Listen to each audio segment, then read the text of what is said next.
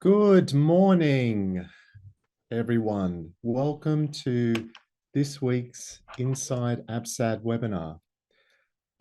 Before we begin, I'd like to acknowledge the traditional custodians and owners of the lands that we're all meeting on today, the lands and the waterways throughout Australia, and to pay my respects to elders past and present, and extend that acknowledgement and respect to any First Nations people who are joining us in this webinar this morning.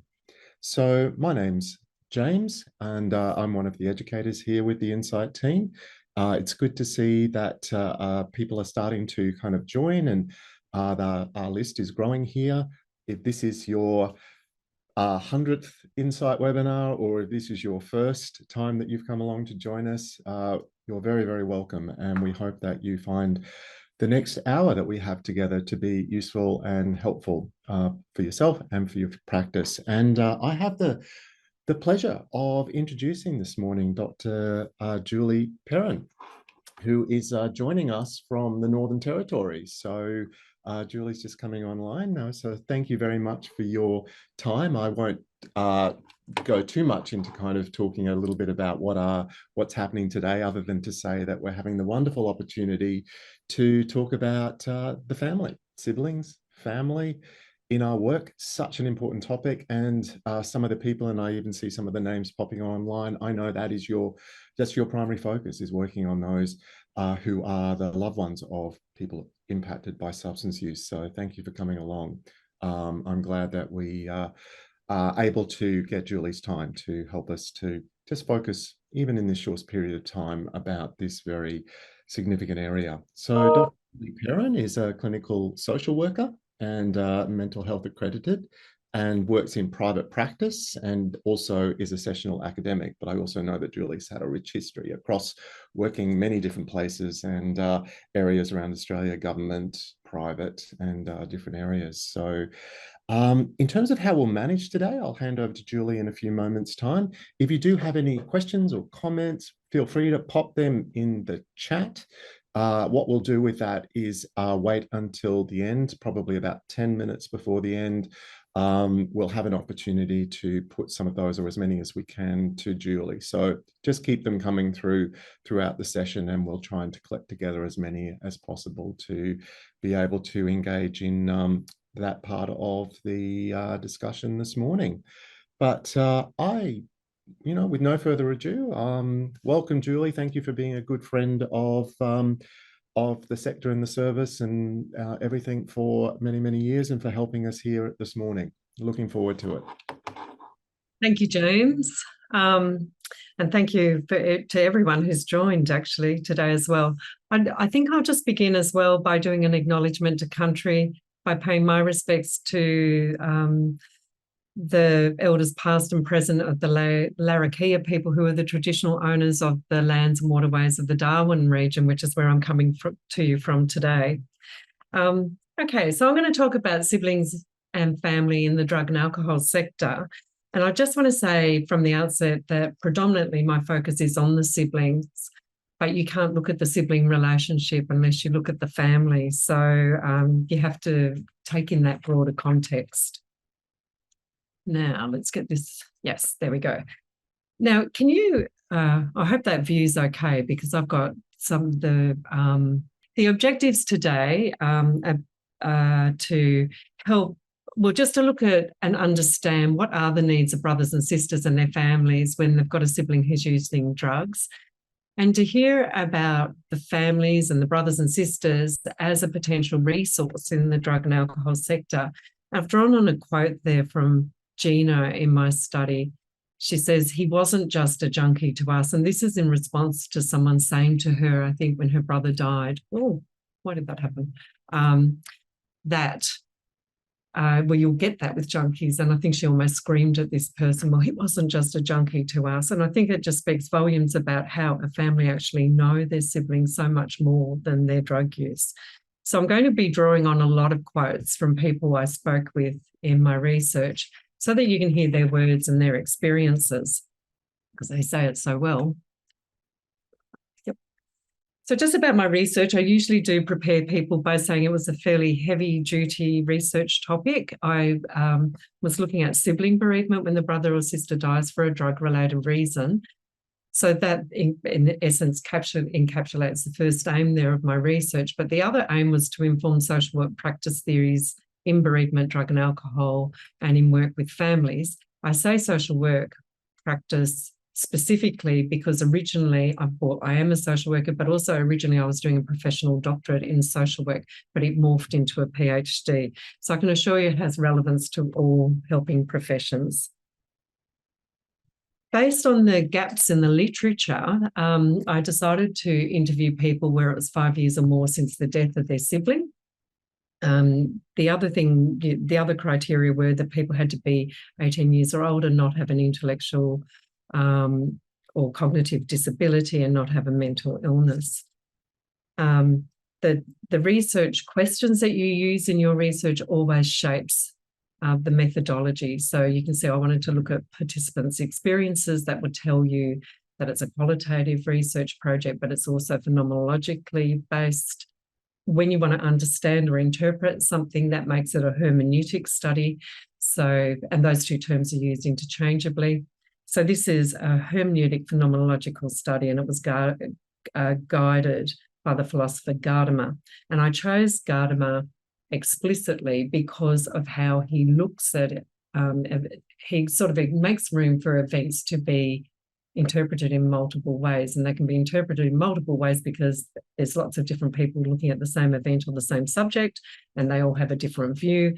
Or I could be looking at my own experience over time and come back to it and interpret it in a different way. So how I might see it when I'm 5 will be different to how I might see it when I'm 15 or 25 or 35. And that's simply because time passes and I have more experience and more knowledge. So I'm not going to talk much more about Gadamer, except to say that he is one of my favourite topics. And if anyone's interested in him, just email me, because he was a great guy. Oh yeah, no, that's okay. Okay, so just about my research, I conducted semi-structured interviews with 21 people. I interviewed more women than men. I only interviewed 3 men, I think. The interviews went for 60 to 90 minutes. I also had follow-up conversations with people, and those conversations went for 10 to 45 minutes. And of course, all the conversations were recorded. There were more brothers and sisters that died, and all of the deaths were drug-related, and the people defined their siblings' deaths as drug-related when it was due to drug overdose, drug poisoning, accidental overdose, drug-related illness, drug-assisted suicide, and homicide. What was interesting was that there was an average of 17 years since the death of their sibling, and the range there was 7 to 37 years. That was not expected. And the other thing about that was that many people had not spoken to anyone about their siblings' death in that time. The age range of people participating was 27 to 62 with an average of 47 years. Most of the siblings were in their early 20s up to the 40s when they died. 3 people were from one family, which was great, and another 2 people were from the same family, but it was another family. There was also one person who had 2 siblings die for a drug-related reason, and she talked about both those experiences. Now, when it came time to analyse the interviews, I noticed that some people talked about bereavement more than they talked about, but other people would talk more about the drug and alcohol use, and other people would talk more about the sibling relationship. And so I realised that I'd actually collected data on 3 different topic areas or subject areas. And so then I very intentionally analysed each of the interviews according to that horizon. So I ended up with 63 interpretations, which is a lot of data, and it's one of the problems of, well, the bane of doing qualitative research is that you end up with so much data. When you're doing a hermeneutic interpretation, it's imperative that that interpretation makes sense in the context of the bigger story of the person's story. And the other thing is that it's got to make sense within the context of all the stories. the veracity of a hermeneutic study really lies in its explanatory power, where there are recognisable descriptions of the topic that ring true for others, making the study potentially transferable in everyday practice.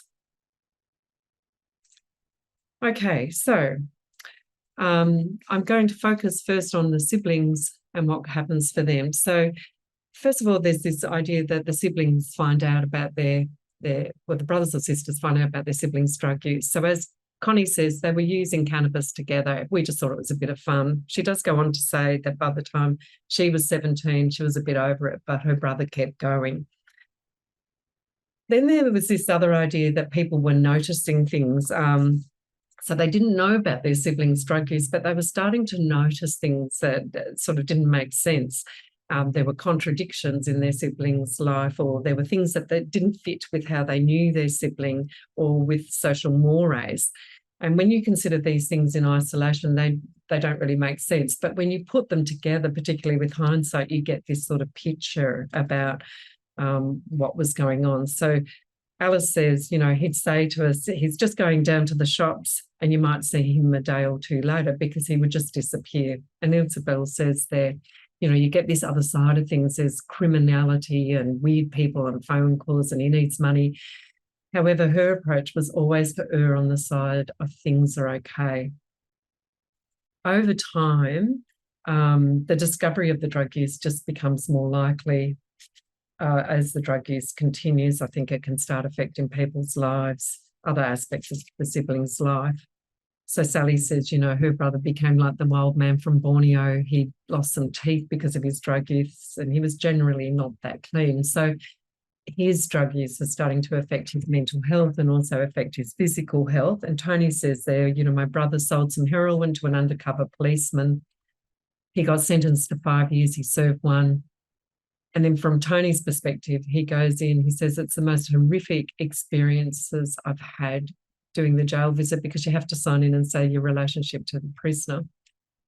His brother came out of there looking fitter than me, and within weeks he was back in the drug scene. And that was tragic, because I thought, this is your opportunity. So you can just hear that from that example, that the brother's lives, different domains of the brother's lives being impacted, but also it's impacting on the sibling relationship as well. So just to go through, you know, in the alcohol and drug sector, we're often working with people at the pointy end of their drug use. And so we see a lot, but this is just to say, so do the siblings. So Judy says there, her brother was definitely looking unwell, sort of scary. He was almost like a derelict. And just in context, her brother was really very unwell. He had hepatitis C, been using, that was from injecting heroin during his 20s. By the time he was in his late 30s, he was drinking excessively, had liver disease, ascites, and esophageal varices. So very unwell. Catherine says that he'd had a couple of instances of seizures where he was withdrawing from benzos, and she explains that in terms of her brother's drug use, overdoses, and the bipolar, it was exhausting at times, but I suppose it was just my normal. And I think for Catherine's brother, he was using a lot of prescribed, unprescribed medications and illegal drugs. And she would be called to assist her mum in the home. And as she says, it was just my normal. And I think the really tragic thing for her was that her brother actually died of an overdose at home, which is something that stays with her. And Donna says he was just so off the planet the whole time. He was very difficult. He had delusions. He was unpredictably violent. He'd say, I'm going to come and slaughter you while you're sleeping. Donna's found being with him a huge stress. It's having to steel yourself for being around him. Now, her brother had numerous suicide attempts, overdoses. He'd cycled in and out of treatment and jail. He was very unwell physically from endocarditis and mentally unwell, as you can see from the quote. And he was ultimately locked up in a secure forensic bed until he died at quite a young age. I think he was only 27 years old. But you can hear how stressful this was for her. She had to steel herself to be with him. What happened there? Yeah, sorry. So this idea, many of the siblings talked about this idea that the people I talk to, sorry, I use siblings a lot, need to say brother and sister and sibling for the person who's using the drugs. Many of the brothers and sisters that I talked to talked about their sibling leading a double life or living in two worlds. And as Amy says there, you know, there was this incredible worry and darkness and, oh God, and then this really beautiful, charismatic, wonderfully understanding part of him. And there was this other dark, scary part of him that could be secretive, and he was hard to be with and unpredictable and crazy, and he'd take your money and he would lie. And she goes on, my brother was living in this different world to us. None of us had any idea about this world. He was living in a really dark world. And Alice sort of reflects this as well. She says, I'd drop in to see him, and there were all sorts of characters that would drop in and be hanging around, and it's this dark, dark world. It's horrible.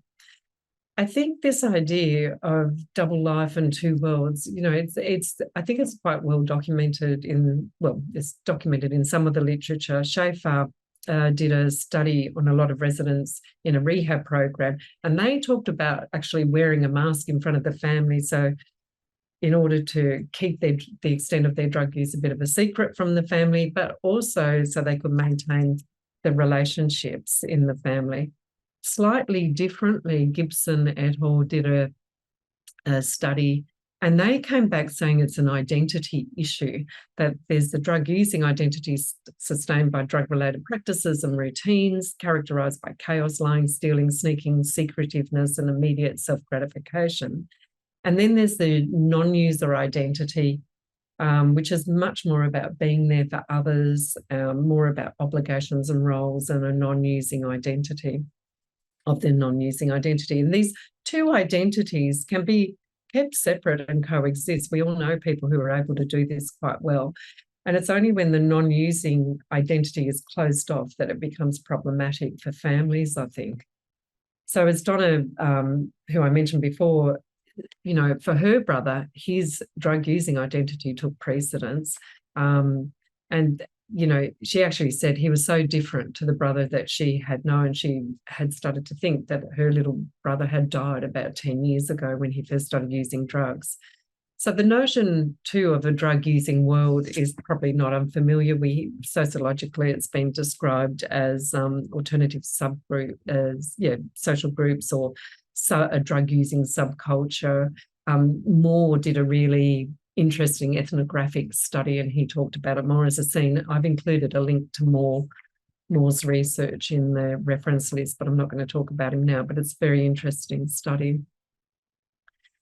When you've got a double life, and if you just stay with this double life and two worlds, then it's inevitable that there's going to be some clashes. It's almost inevitable at some point in time. And so Isabel says, for many years, I thought I was living in a volcano. I never knew if I was going to get a phone call from him or someone else. If you go home, if things would be tense, bad, or difficult.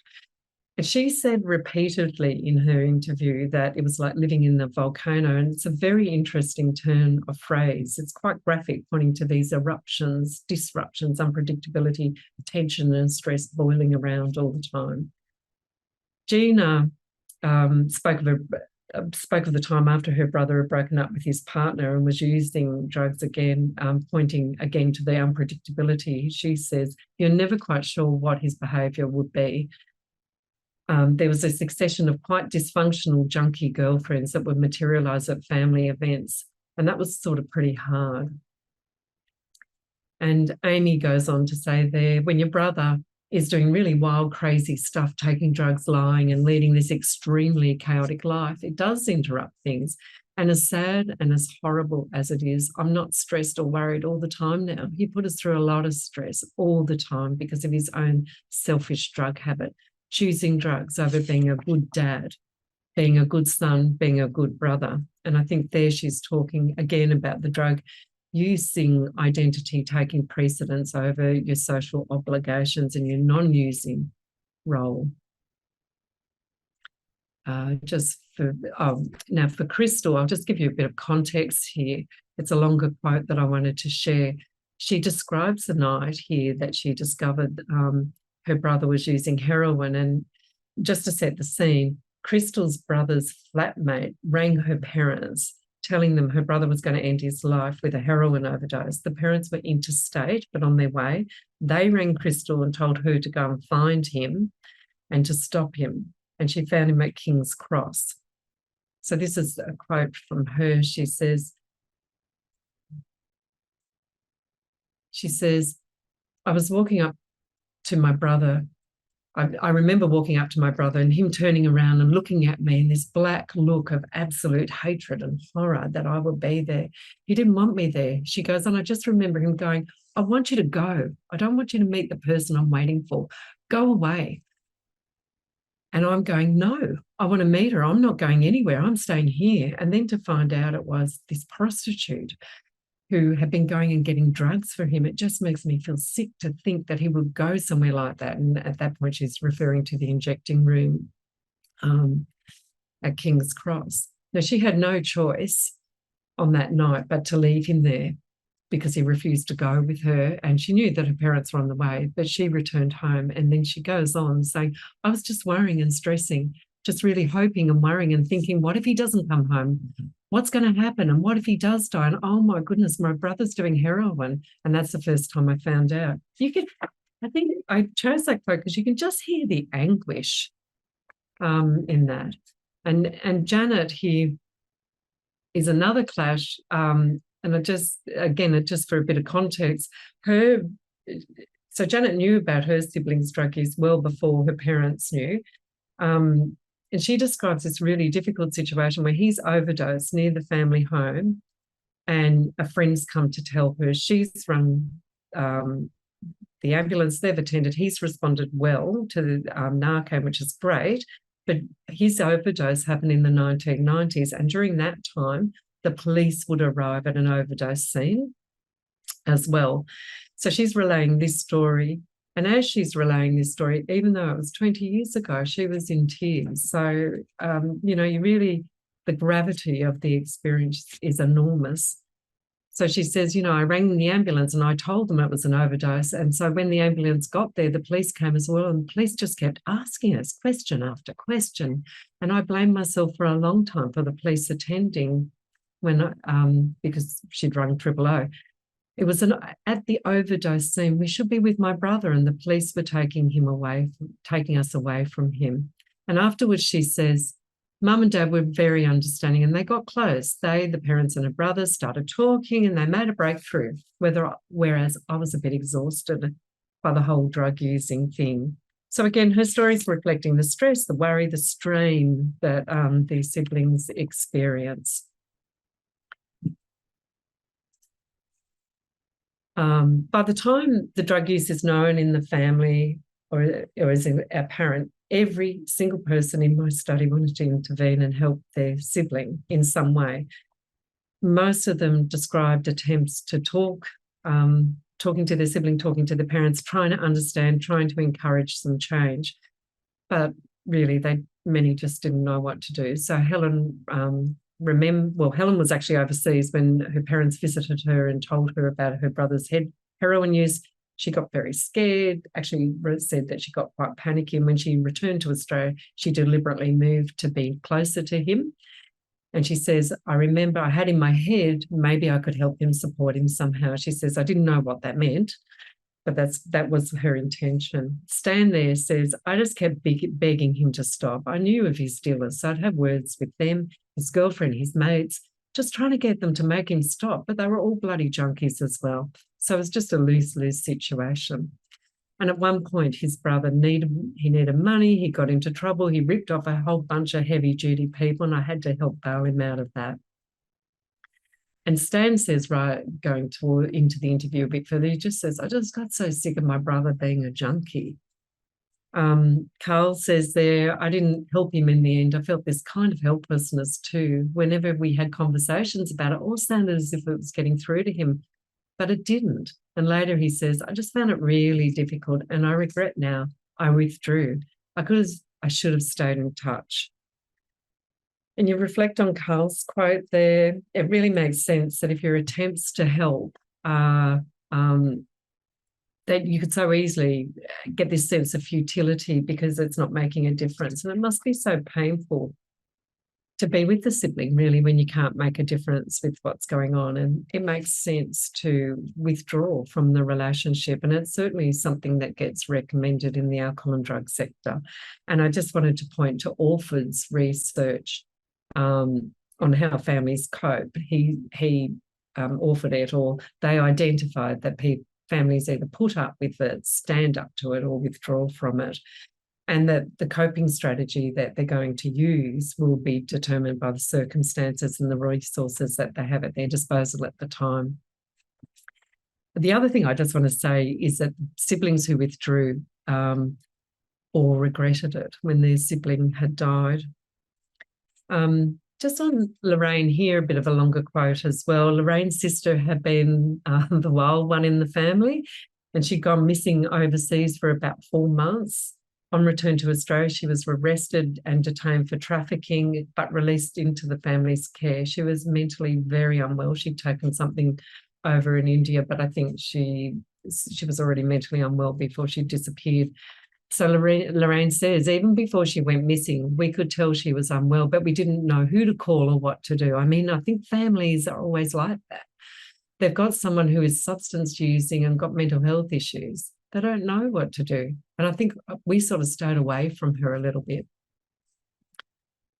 And Lorraine goes on, if us kids, and there are a lot of siblings in that family, if us kids have been given some support, then we might have been more influential and known what to do. And I think Lorraine actually offers us in the alcohol and drug sector an invitation there that we should take heed of. So now I'm going to move on to the second part of the presentation, which is to look at family as a potential resource and brothers and sisters. So I just want to say, just again, just to say that focusing on the sibling relationship leads me to think and talk about families because it's the context that the sibling relationship exists in. So just a few things to ponder about the sibling relationship. First of all, it is one of the most significant attachment relationships, and it's one of the 4 main attachment relationships we'll form in a lifetime. And it sits alongside the relationship with our parents, our partners, our children. And there's a longevity in this relationship. It's often the longest attachment relationship formed. And the relationship, what the relationship will be like for siblings, I don't know why they keep clicking, what the relationship will be like for siblings, in parts determined by the family culture. So in terms of family culture, I just want to say families are just not straightforward at all. And they are truly, each family is truly unique.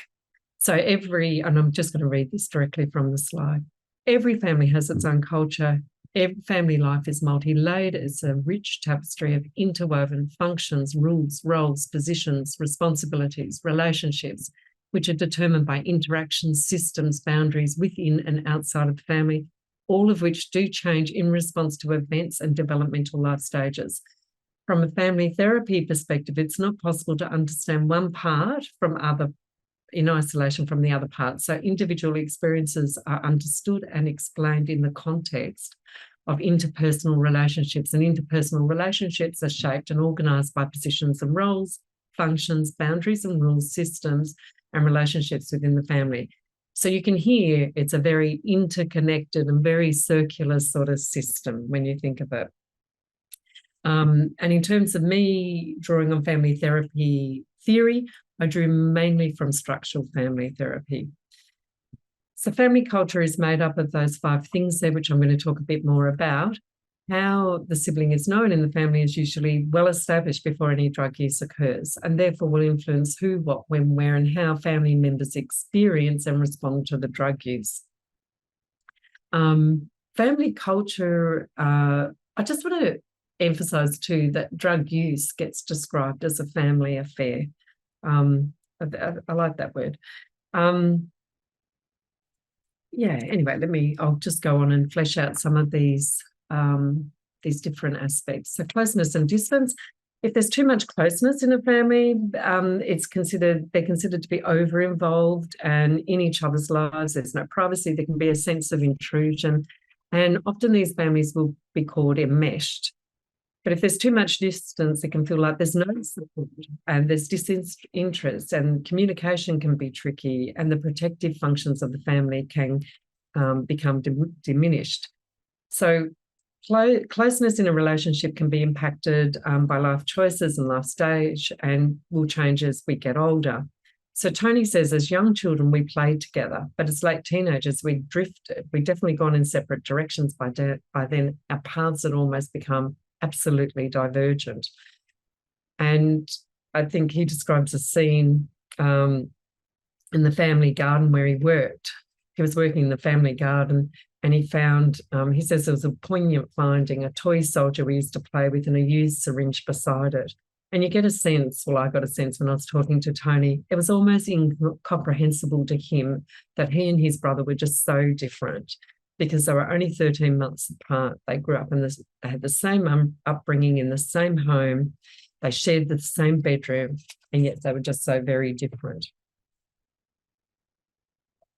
Open and closed systems. So this is about boundaries around the family, whether they're more closed or open to the outside world. And when they're too open, there's less privacy in the family because it's permeable and the family loses its integrity. And when the boundary is closed and too rigid, then the system is cut off and isolated, and people outside the family will not know what's going on the inside. So as Alice says there, you know, the family had a way of presenting in public, and people would have absolutely no idea what was happening inside her family. And for her, that was a disadvantage because she could not help her family. She couldn't get help for her mother, who had an alcohol problem, and or for her brother's drug use. However, having a closed system can be helpful too, because the boundary around the family can promote cohesion and commitment and a sense of a strong family. So it can be very protective. And Crystal says, you know, just going on from discovering that her brother was using heroin and that he was suicidal, and this was the week before Christmas, that her family just closed ranks around him. And she said, the family, we're just being a strong family. We're there to support you. We're here to help you. And we sort of cut everyone else out. And then there's talking rules. So these are not necessarily overt. They're learned in the family context, and they're usually learned by some sort of disapproval or ridicule when the rules are inadvertently broken. They're related to privacy and secrets, which all family have secrets, and it's perfectly normal. But it comes from this theory developed by Petronio, which is really quite interesting, privacy management theory. So what she identifies, or the principles are, that individual family members in the family as a whole have a private life, and conversations and events within the family is information owned by the family. Then how this information is shared between members and outside the family is based on the privacy rules and the boundaries, whether the system's open or closed of the family. Now, if a family member discloses a family secret, that family member can feel very disloyal and become quite anxious about it, even if they're disclosing something that probably needs to be disclosed. So there's a real tension between the obligations to respect the family privacy, but also to talk outside the family when you need to get help. And I just want to say that when there's no talking outside the family, there's rules about that. That can be extremely unhelpful when there's domestic violence, when there's drug and alcohol use, when there's gambling, and when there's sexual abuse in the family.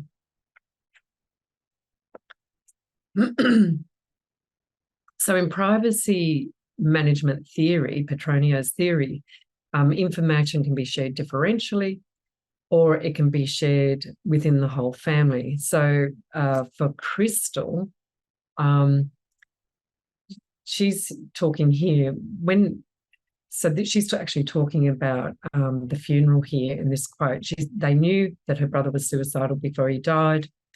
And at the funeral, they decided to say that he did take his own life, but they did not talk about his heroin use.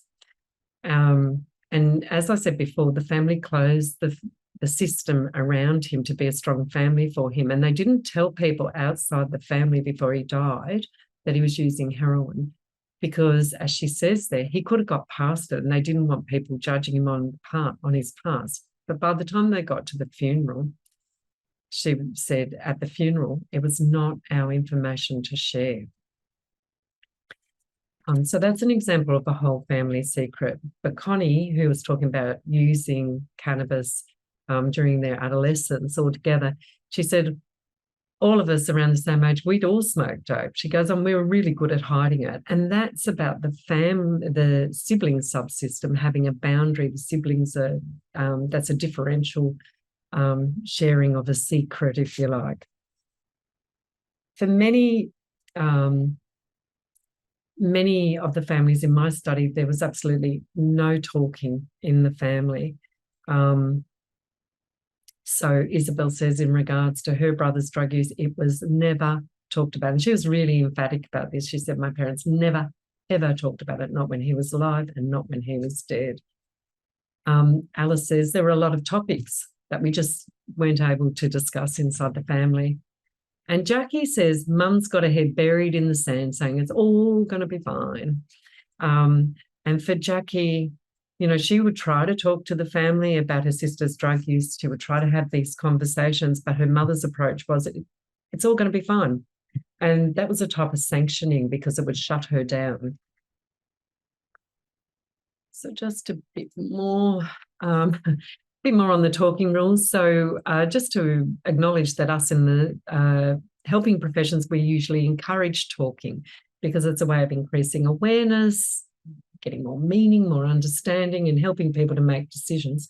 And certainly there's benefits if a family can talk and create shared meanings. Nadu, right? She's a family therapist and writes a lot in the bereavement area. She just says that it's very useful if a family can talk, create shared meanings, understandings, and there can be a story about the sibling. It's very helpful for them. As I said, not all families talk, and there's a lot of no talking that goes on in drug and alcohol, or families affected by drug and alcohol use.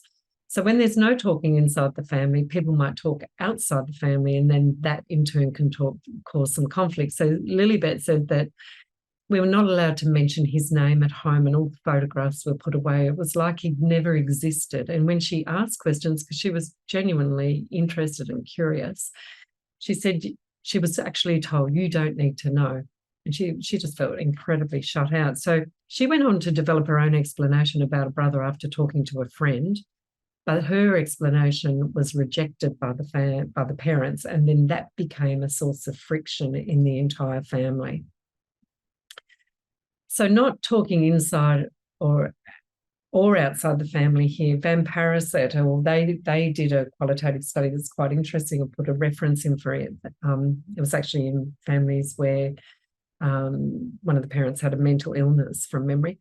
They found that when there's no words to put to an experience, then it's very hard to reflect on that experience and increase your awareness of your own feelings and gain an understanding. So they sort of identified if there's no words, is the experience really there? And is then, of course it is, but it's sort of a survival strategy in a way because you're not, you know, feeling it to the full extent.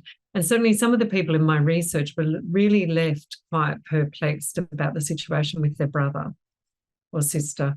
And with hindsight, they were very unsure about why they didn't do anything more at the time. And Isabel's such an interesting person. And she said, but so what are the benefits in the family of not talking? And she says, well, once it's acknowledged, you know, he's got no hope. And how is he ever going to get out of it? Just quite a valid point. Okay, so I'm going to move on to the sibling subsystem now. So as I said earlier, this is like family therapy theory crammed into 1 hour. As I said earlier, you know, the family system as a whole is comprised of interacting parts, and there are many subsystems. There can be gender subsystem, interest subsystem, occupation subsystems within the family. I focused on 2 subsystems. One's the sibling subsystem and the parental subsystem, and these 2 are hierarchically informed generational systems that exist in most families. And I looked at these 2 subsystems because they have relevance in my study. So, so within the sibling subsystem, the siblings usually know each other quite well, and there's things that they're sharing, and they have shared confidences. So they know things about each other that others may not. And I've already alluded to this before. So Janet says, he did tell me a lot. She goes on, I did hold all these things, and it didn't even cross my mind that I should tell my parents. It was about keeping confidence with my brother, not betraying him by telling them. That's what it was mostly about. Yeah, allowing him to lead some sort of secret life.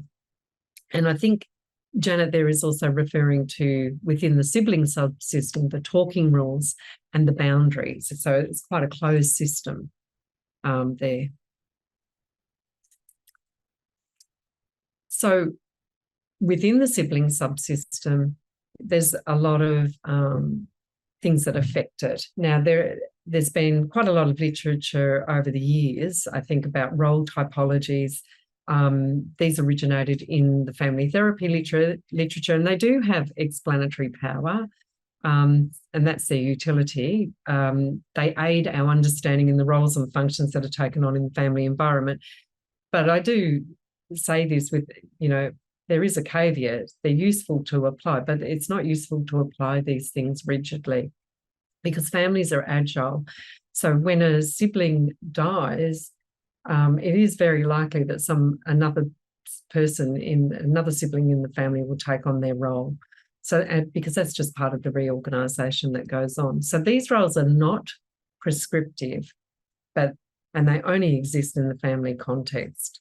So two authors in particular, Wedgscheider and Black, they're back in the 70s and 80s, so it is very old theory, identified and described typical roles that children take on in families where there's excessive parental alcohol use.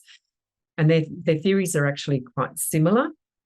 But in subsequent research done by Devine and Braithwaite, I know that their work was found to have relevance to all families. So now I've used these typologies highlighting the older sibling and the younger sibling roles in my study, because I notice they influence the experiences, of the people I spoke with. So the oldest or the older sibling protects, teaches, and models to the younger siblings. So they're often overtly encouraged to look after their younger siblings. As Alice says there, you're the oldest, be responsible and be a good example.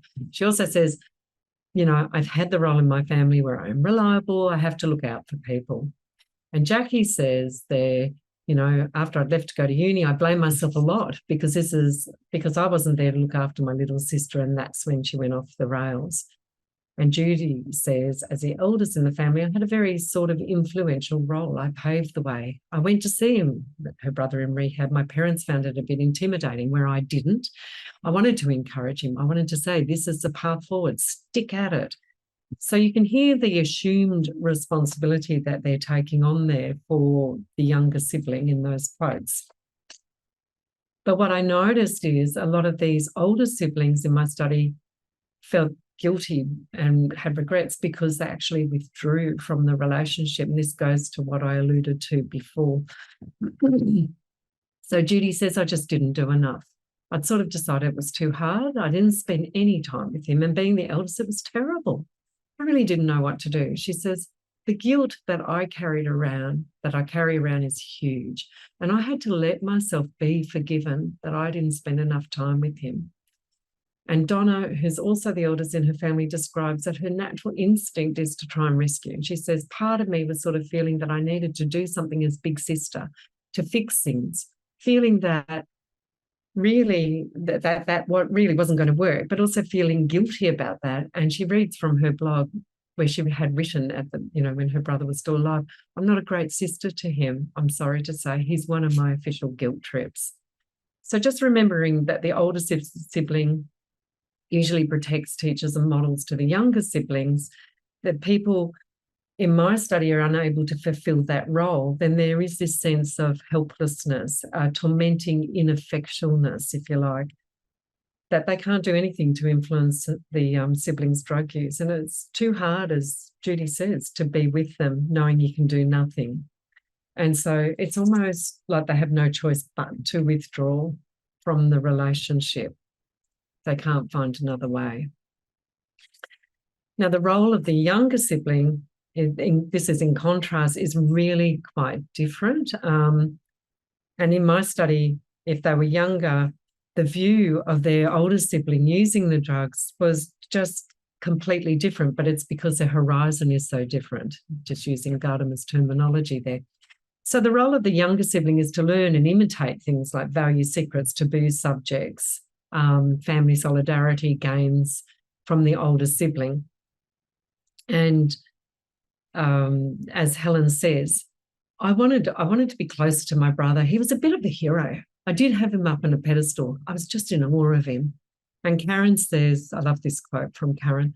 She says, I have to say my brother was my hero.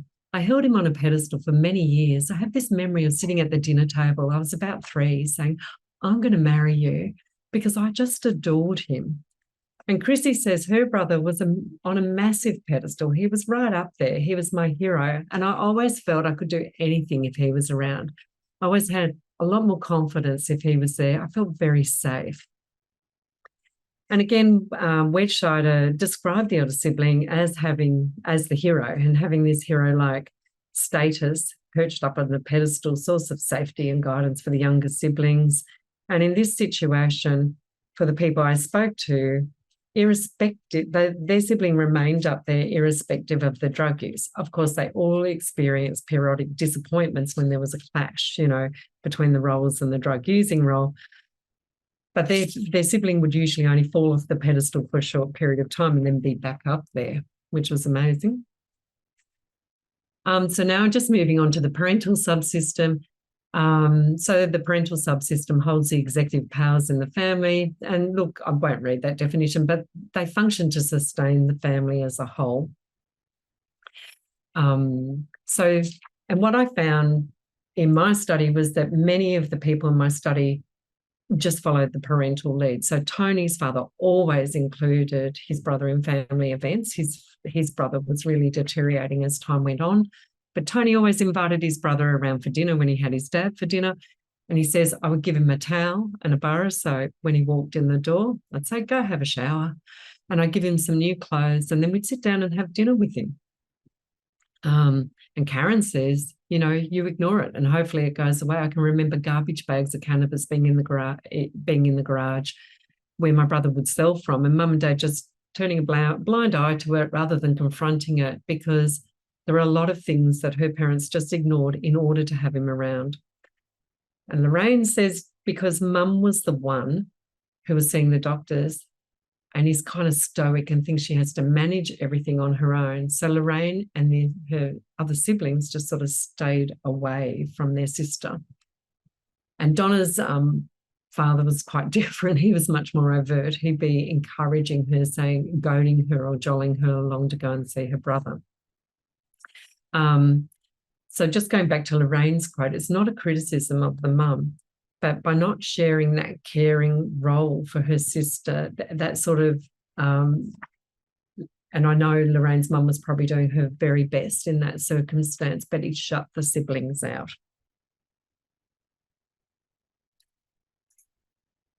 And now it's just getting towards the end here.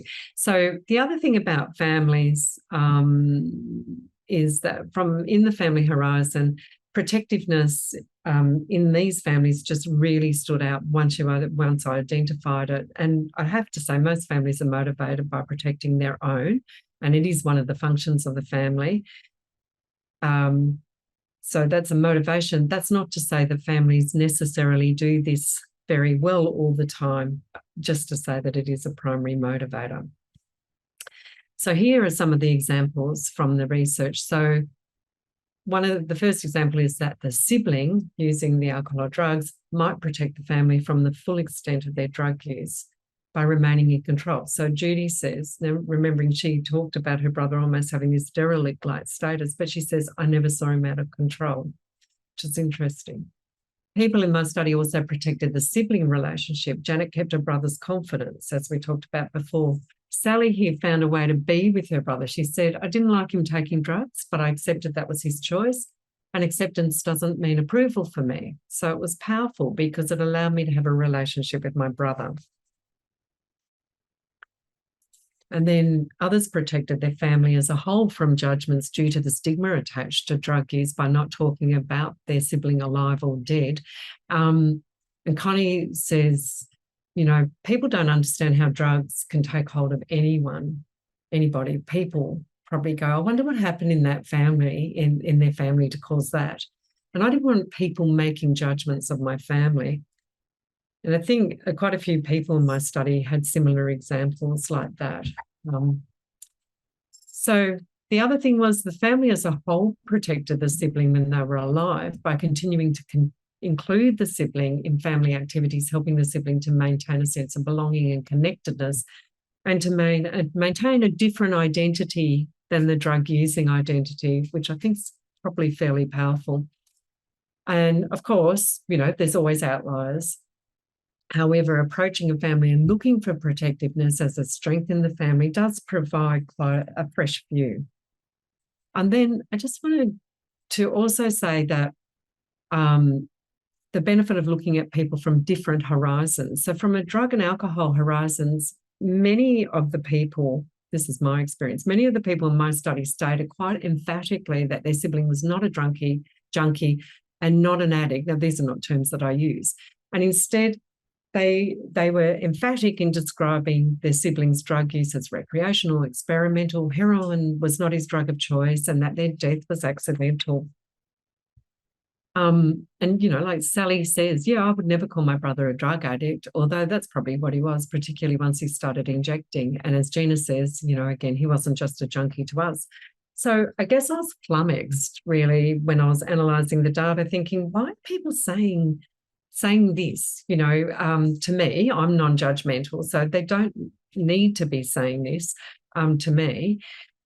And most of these people knew about their brother's drug use or their siblings' drug use and the multitude of associated issues that were going along with the drug use, mental health issues, financial problems, you know, being unreliable.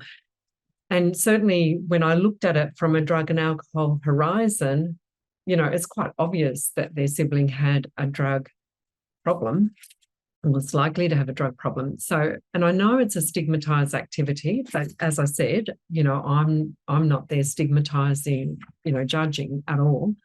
In fact, don't even pay attention to stigma sometimes because I've worked in drug and alcohol for so long. But when I turned it around and looked at it from the family horizon, then it became possible to understand. And I think Catherine says it all, really. She says the person that died of an overdose was somebody. And it really makes me aware that the person's life is sort of denigrated by virtue of how they died. It totally overlooks who they were. And it just, again, this just tells me that the family know the siblings so much more than as a drug user. And it also tells me that us in the drug and alcohol sector, with our predominantly individualistic focus, with only a very small part of the whole person for a relatively short period of time. But many families know the siblings so much more than we can ever know that person in the drug and alcohol sector, and that we could really benefit from the family knowledge and the potential for the family to be a resource to that person. So just in summary, the sibling relationship is a significant attachment relationship. Brothers and sisters need support in their own right, and they certainly need help with the worry experience, and they need access to information. All the people in my study wanted to help their sibling. They need information and support to do so. And the people in my study and their families certainly could have been a resource for the sibling in the drug and alcohol sector because they know the sibling in the context of interpersonal relationships shaped by the intricacies of family culture, and they know about the siblings' non-drug using identities or roles in the family. And I think we could also benefit by attending to the protective functions that exist in families. So thank you. That's the end. And there's some references, but of course I have many, many more available. Julie, I'm sure there are, and I know, as you said, that you were putting family theory into an hour, but you've done it in less than an hour and done a very good job. Thank you for generously sharing your research there. And we have had some questions come through and also some comments as well. So I might get to those given where we're at in the hour. So Shall I share sorry, James? you can Sorry, hear me okay? yes. Should I stop sharing the Yeah, screen? why not? Why not? Let's make it, that makes it a little bit more personal that way, doesn't it? Oh, sorry, that's my chat just disappeared with when that happened, and I don't know where it's gone. But I guess and thanks for pointing out there that in many ways the longevity of the sibling relationship, it is the longest relationship that Yep. people are ever going to have with people, and therefore this is a cohort of people who carry the grief for the longest amount of time in many ways. Yep. And just interested to know that grief, because as you said, big gaps in the literature around this. Is this because that kind of grief, it's a little bit disenfranchised in the sense that parents can become the focus, and understandably, and we of course have that, but this is kind of a bit of a, when we talk about the family, sometimes we're not necessarily talking about siblings. Is that Yeah. sort of, did you find that in your experience? I certainly did. And I didn't talk about the bereavement aspect or the thanatology part of the research because it's so big. The research is so big, really. But no, you're absolutely right, James. So sibling bereavement in and of itself is disenfranchised, Okay. Yeah. hierarchically thought about, if you like, because the parents' grief is considered to be the greater grief. And it's disenfranchised, actually. It's the siblings themselves who are grieving, who prioritize their parents' grief. And then when you've got a stigmatized death, like a drug-using death, drug-related death, it's disenfranchised as well because it's not social sanctioned. So there's there's limited support for the family. So what you've got is sibling bereavement, which is disenfranchised in the first place, siblings also disenfranchising their own grief because they don't sort of acknowledge it, because they don't put words around it. And there are, I could talk at length about this, but I'll just contain myself. And then you've got this, the disenfranchised grief because it's a stigmatized death. So for families in that circumstance, who would they talk? How can they talk to people? Because they're silenced essentially. And there was one family, I just mentioned that there was one family where the parents didn't tell anyone that their child died from an overdose. They said that he died in a car accident because that's a more socially acceptable death, and it meant that they could talk about him, celebrate his life, support. Yeah, definitely. And I imagine, and this is just a comment, not a question, there's also tied into there what you were talking about at the end, is that desire to honor and the loyalty to protect memory, to not talk about people in ways potentially, because it only represent one part of who and what they were. So coming to some questions here, what do you think are the most helpful things that alcohol and drug services can offer brothers and sisters who might present for support? Well, definitely to give them a hearing and to validate their experiences, certainly to talk about how they're coping with what's going on, provide accurate information would be another one, providing information about resources, services available to them, because there are quite a few services, just so that they don't have to go looking. And then if they're interested in trying to do something, I think I would actually focus more on them initially and get into a good coping phase where they're actually looking after themselves, because they're under a significant stress and strain. And I know, that they're quite, families are actually a bit overrepresented in the primary health care sector who have someone using drugs in the family. Sure. Good. No, thank you. And I'll move through a few more because I know we're coming up to our time. So I know people may have to leave us soon because we're always busy in this field. Question here: does the feelings of shame and stigma felt by the family who have a sibling who's using substances prevent them from accessing appropriate support from services who understand AOD and families? those services are there. There's just not enough of them in many ways. But yeah, just your thoughts on that. Absolutely. I think stigma silences people. Definitely. And the thing is, if you're not putting words to your experience, like if there's no words for something that you're experiencing, then it's sort of just floating around in your head. It's got no meaning, no understanding, right? So yes, it does stop people even acknowledging what's going on, but it certainly stops them from reaching out, I think, as well. Yeah. Sure. Question here as well, Julie. You might be seeing it in the chat. I'm not sure if you're able to comment on it at all, but what is your view of Al-Anon, Alateen, which we know are support groups for families of people with alcohol problems and also for young people with parents who have alcohol problems, which are designed for loved ones who have someone with substance use problems. These groups are designed and make them better equipped to deal with difficult issues. I guess this is also talking about when the sibling is alive Yeah. as well. Yeah. Yeah, I think Al-Anon and Alateen, all of these support groups, skills-based groups, FDS.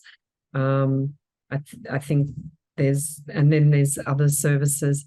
They're all fantastic services. We just need more of them. And I know Al-Anon and Alateen are not services per se. They're self-help groups based on the 12 program. Of course, they have a place. We need a range of options available to people. The only thing I would say, and it possibly has changed in Al-Anon and Alateen in recent times, I don't know. I would just say that the people in my research who withdrew from the sibling universally, because their sibling died, it was easier to do that when the sibling was alive. But when they died, they just felt tremendous guilt and remorse. Like Judy said in my story, in my research, that she had to intentionally forgive herself all the time for not having spent time with him, but also acknowledge that it was too hard to do so. Yeah, Definitely. definitely.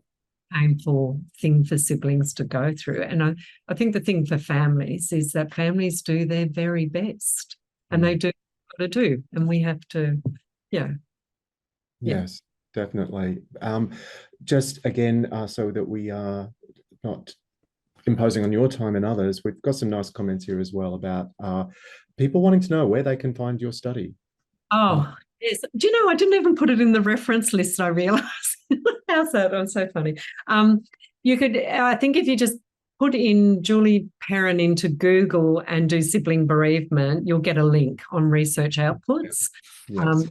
Yeah. And it is available publicly as well. I have seen that. So, and that's Julie Perrin, Perrin. Correct. Or you can email me and I'll email you the link. Yeah, great. Or get in contact with us if you don't have Julie's contact details, and we'll connect you. And some nice comments here. Thank you as well. Very moving and poignant to hear some of the voices of siblings. Yeah, I second that as well. It's not an area that often gets touched on, so it was really, helpful to have you along. And how they are impacted, as well as, sorry, my chat keeps going up and I keep losing things. Also very good, beautifully presented, so thoroughly sensitive, struck a chord with me and my family. Wow. So thank you for popping in those comments, as well as also for the questions. I have so many questions as well about your theories around, or your ideas around, you said often you were the first person that people spoke to about it. I think if we pull together a lot of the threads, we can understand why from what you were talking about. But that in and of itself, yeah, that's the thing as well, isn't it?